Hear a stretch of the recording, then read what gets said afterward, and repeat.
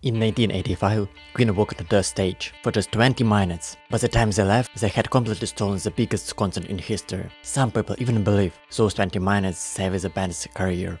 Today, Queen's performance at Live Aid considered legendary, but at the time, nothing about it was guaranteed. Because before Live Aid, many people thought Queen's best year was already behind them. But how did everything change in the just 20 minutes? Today, it's hard to imagine, but in the mid-1980s, Queen were at the peak of their popularity. The music industry was changing, MTV was changing, radio was changing. In the United States, especially, the band wasn't dominating the charts the way it once had. Some critics called them outdated, others believed their most successful years were already over.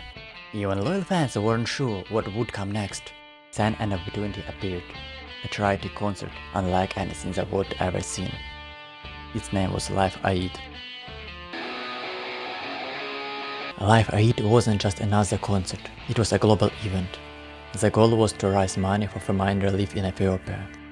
But the scale was unprecedented. The concert would be broadcast around the world, and an audience of more than 1 billion people was expected to watch. The biggest name in the music was there: David Bowie, Elton John, U2, The Who, many more. Every artist wanted to leave an impression, but Queen had a problem.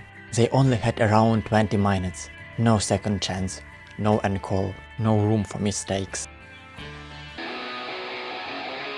Freddie Mercury immediately understood something important. Most of the audience wasn't in Wembley Stadium, as they were watching on television. So Queen built their set differently. Every song was shorter, every transition was live. Every second was matter. They opened with confidence, then came Radio Gaga. Within minutes, something unusual happened.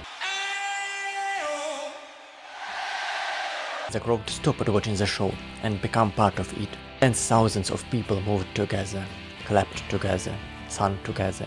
Radio controlled the stadium with almost effortless precision.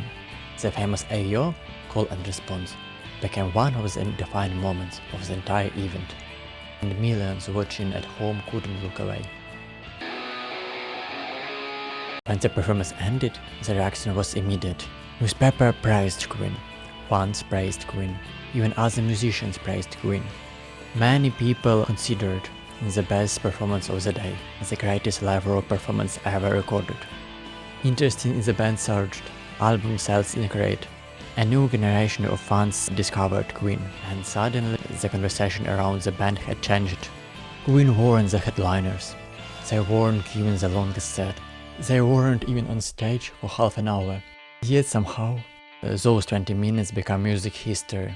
Decades later, people still study the performance, still watch it, still talk about it. And that's why 20 minutes were all Queen needed.